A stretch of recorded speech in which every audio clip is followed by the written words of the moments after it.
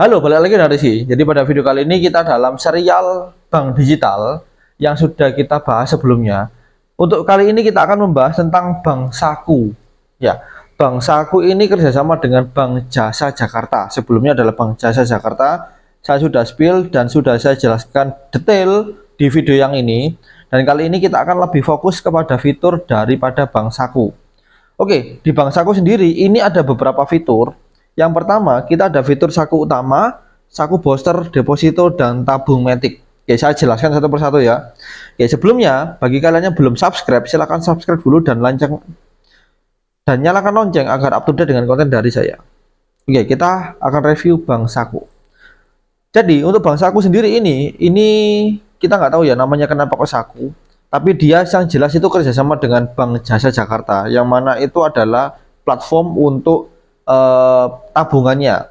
Jadi kalau kalian mau tambah dana di sini, dia di sini ada kita coba ya, ini ada nomor rekening Saku, kemudian aplikasi banking. Nah, di sini adalah Bank Jasa Jakarta ya. Kita akan coba langsung kita masuk ke bagian kita coba transfer dari aplikasi yang lain. Oke, kita coba transfer, kemudian transfer ya. Di sini ada bank lain, nomor rekening. Kita cari jasa. Ya ini, Bank Jasa Jakarta.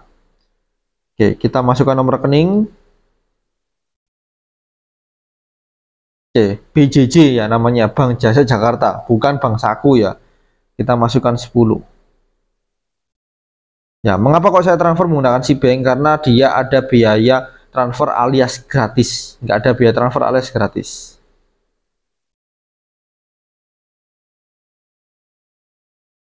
Ya, kita sudah selesai, kita kembali ke Bank Saku.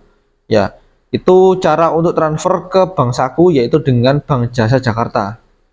Oke, kita udah masuk dana 16.000. Oke, itu untuk cara kita deposit ya.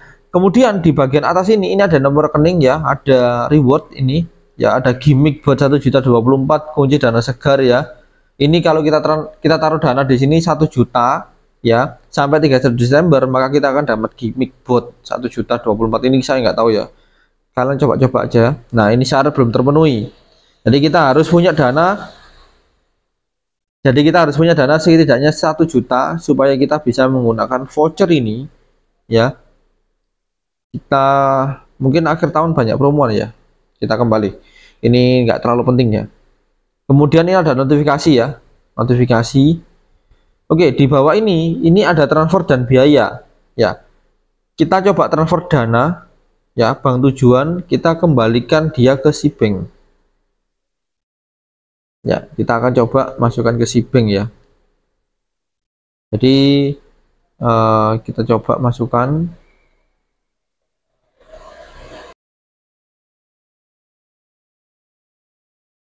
Oke, kita masukkan 10.000. Jadi dia juga ada yang namanya biaya nggak ada biaya transfer ya, fee BI Fast gratis ya. Ini kita coba selama nggak tahu berapa kuotanya ini. Atur pembayaran terjadwal seperti ini aja, kemudian kita lanjut ya, transfer. Oke, kemudian kita masukkan PIN. Oke, jadi ini adalah bukti transfer daripada Bank Saku itu sendiri. Kalau kalian klik rincian maka ada nomor rinciannya ya. Kalau klik bagikan, ini juga ada informasi bagikan ya, seperti pada bank umumnya ya. Kita coba cek. Oke, ini bukti transfernya seperti ini aja untuk Bank Saku, jadi nggak seberapa banyak informasi yang ditampilkan. Oke, kita kembali lagi ke Bank Saku ya. Oke, ini kita tutup ya, kita tutup. Oke, notifikasi. Kemudian ada yang namanya Saku utama. Nah, di sini kita udah bahas fitur ya. Ada yang namanya Saku utama. Jadi ketika kalian transfer, dia akan masuk ke dalam Saku utama. Nah, ini pindah dana ini apa? Pindah dana ini adalah pindah ke bagian goals atau tujuan masing-masing. Ya, jadi ini ada travel. Oke, kita coba pilih di sini. Ada yang namanya Saku booster.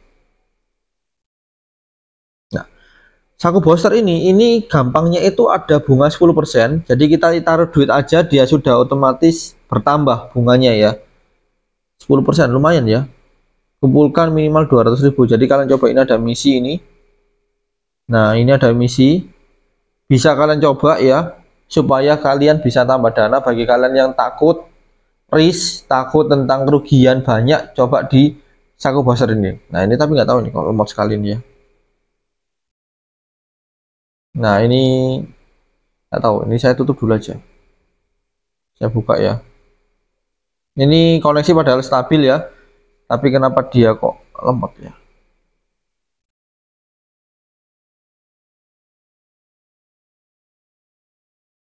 Nah ini masih oke. Saku booster, kemudian ada saku deposito. Nah saku deposito itu ada dua. Yang pertama adalah ada boost deposito, dan yang satunya adalah deposito reguler. Kalau boost deposito itu ibarat itu kayak kita disediakan tiket atau kupon suku, kupon SBN dan lain-lainnya, itu berangkat bareng ya. Jadi kita nggak bisa berangkat sendirian, kita harus kumpul 9 jam kemudian baru kita berangkat, sisa 51 kursi ya. Ini ada nggak banyak sih, ada dua ini ya, kita lihat semua juga ada dua ini. Nah nanti kalau sudah 11 jam kemudian diangkat berangkat, dapat bunga sekitar 6% ya. Ikuti bus, kita coba ya, sekolah anak ya, bunga saat ini 3,5% ya, bunga flat 3,5%. Ini kalau satu orang, 6 orang, 15 orang, maka dia dapat 6% ya, ini ya 6% ya kalau 15 orang. 35 lagi untuk mencapai bunga 5%. Nah ini istilahnya gotong royong sih sebelumnya ya, gotong royong ini. Tapi ini nggak pasti ada sih ini, tapi tergantung ya dari bank sakunya bagaimana. Terus kalau yang biasa ada deposito reguler, ini seperti deposito pada umumnya sih, dia nggak ada barengan, dia mandiri juga bisa ya.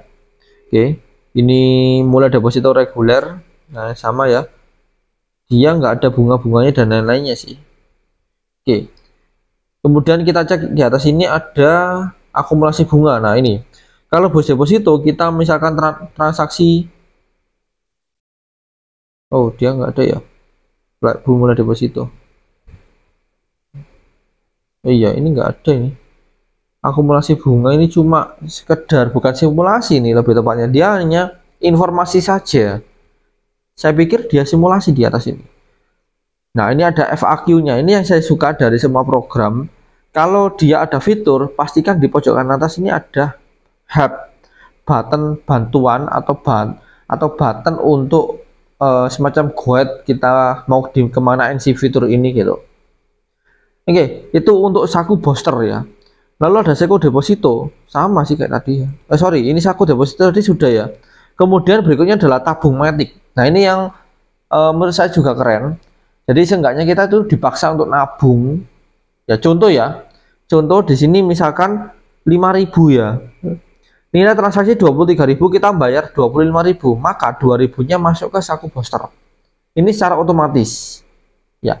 Jadi kalau kita punya bayar misalkan 14.500 ya. 14.500, kita scan-nya pakai 15.000 ya. Dia 500-nya akan masuk ke saku booster. Itu secara otomatis. Nah, tapi permasalahannya adalah, kelemahan di sini adalah kalau kita menggunakan kris, jelas kita scan, otomatis itu sudah sesuai dengan nominal kita entry-nya, nggak mungkin kan kita lebihin. Nah, ya gitu contohnya. Tapi biasanya ya, kalau fitur ini digunakan, itu kita ada tampilan harga misalkan 54.000, kita scan 54.000 ya sudah masuk ke sana. Nah, saku booster ini nggak dapat apa-apa sih. Itu sih saku booster ya. Tabung matic ya. Terus biasanya ini digunakan, kalau tabung matic itu digunakan untuk kartu debit dan pembayaran tagihan, itu biasanya seperti itu. Jadi kalau kita biasanya di Tokopedia dulu itu ada yang namanya tabung emas, pembulatan tabung emas. Sekarang udah nggak ada kayaknya. Nah, itu sih tabung matic. Ada 10.000 ya, ada 50.000. Nah ini contohnya ya. Ada simulasinya di bawah.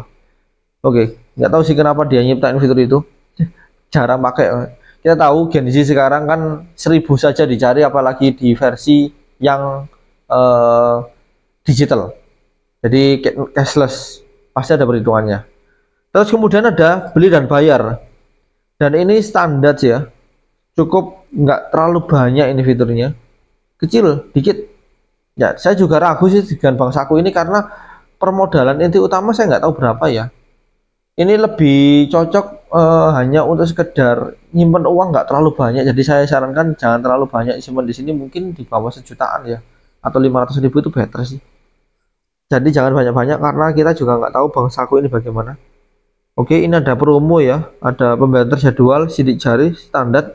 Tapi yang enaknya itu di sini ada saku ya. Nah, ada saku utama, deposito, saku booster, travel. Ini sama kalau di Blue BCA itu ada Blue Saving. Kalau di Neo itu ada Neo Saving.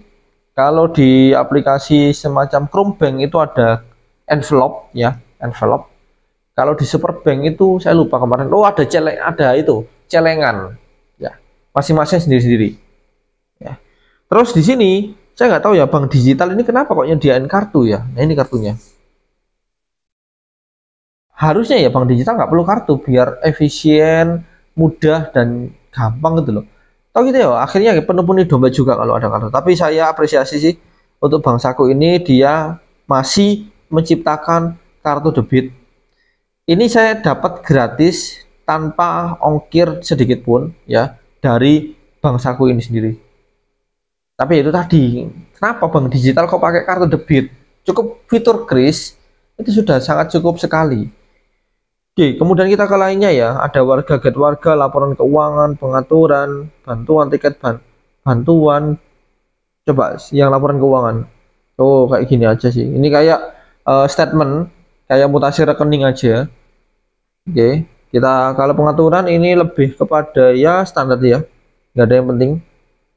Warga get warga ini ya, sebentar masih loading dia. Ini yang lama ini. Saya nggak suka dari Bang Saku ini loadingnya ini lama. Nggak tahu dia pakai framework apa.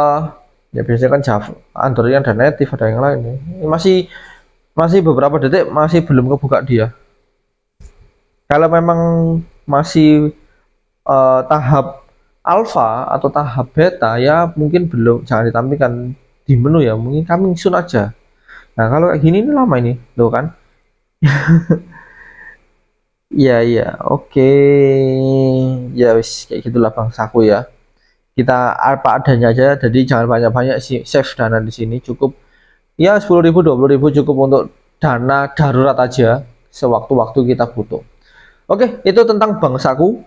Mungkin kalian ada request lagi, kita analisakan, kita reviewkan dengan detail. Itu aja dari saya Rizky undur diri. Thank you and see you in the next video.